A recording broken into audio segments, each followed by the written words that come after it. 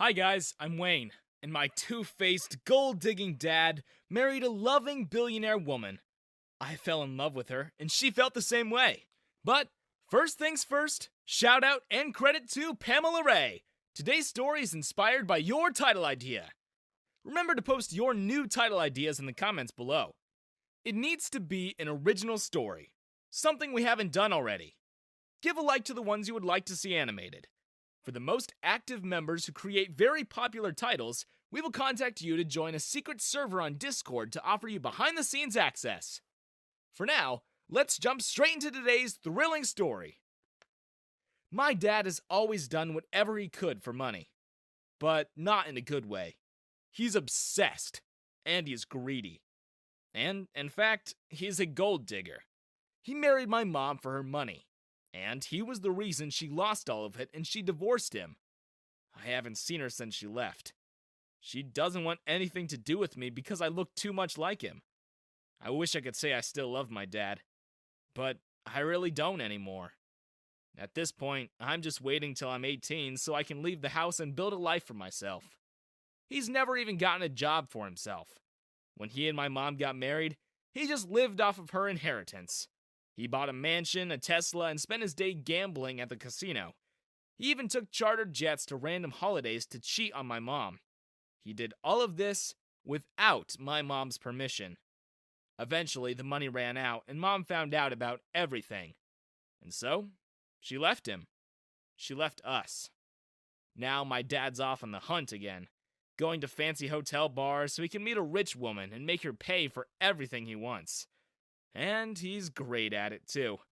He lures them in with sweet promises, but when they fall for his trap, he immediately shows his true colors. He'll be nice to you when you have something he wants, and as soon as that well dries up, you're as good as dead to him. To be honest, I wished he wouldn't find another wife, because that just means he's gonna have another victim. But when he met Laura, I couldn't help but like her. She was kind, loving, and most of all, beautiful. She always made sure to spend time with me. She cared for me as if I was her own son. She always asked me if everything at school was alright. She made me packed lunches, she drove me to and from school, and she was always there to support me when my band would play small concerts. She was a billionaire, but she never acted like it. She was so humble and down to earth. She refused to hire maids because she wanted to take care of us, herself. Dad, however, was the other end of the spectrum. He had not a dime to his name, and yet he spent Laura's money like he earned all of it. He opened 3 businesses using Laura's money, and all of them failed, one after the other. Then, he bought a closet full of designer clothes and watches just so he could show off to his friends. All his friends that he used to hang out with when he was poor, he ignored. He just showed off to them to make them jealous. He only hangs out with the guys from the country club now. Dad was really sweet to Laura, but only while he can spend her money. Laura hated it when Dad would spend her money without him asking, so when Laura restricted his access to her accounts, Dad began to show his true self. He would shout at her, call her names. "You're just a housewife! What are you gonna do with all that money anyway?" "It's still my money, Jim. And what are you spending it on anyway? Luxuries and holidays and gambling? Things that don't have any real value." "And who are you to tell me what to spend my money on?" "My money, Jim. You don't have a cent to your name. And you know why? Because you don't work. You put up 3 businesses and you lose all of them. Why? Because you're never there. You haven't a single clue how to earn anything. You just want shortcuts, wherever you can find them."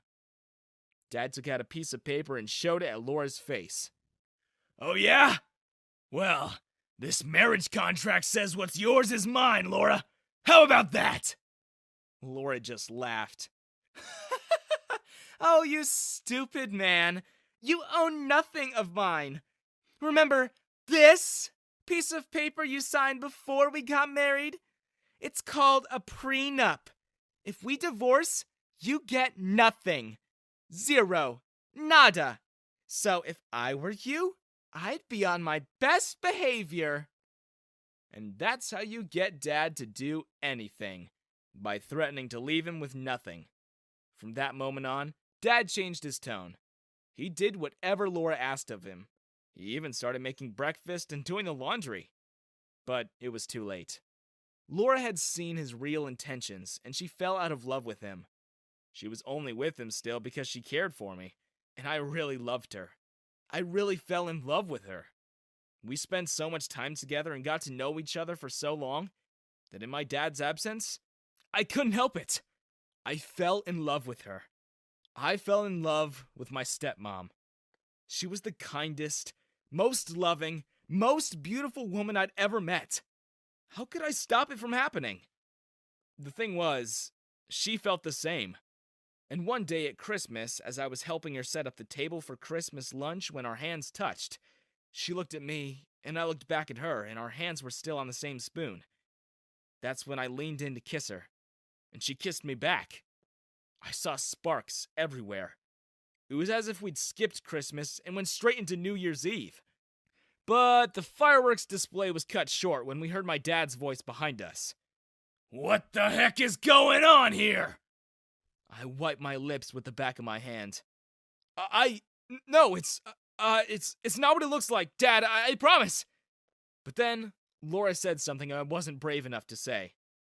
"It definitely is what it looks like, Jim.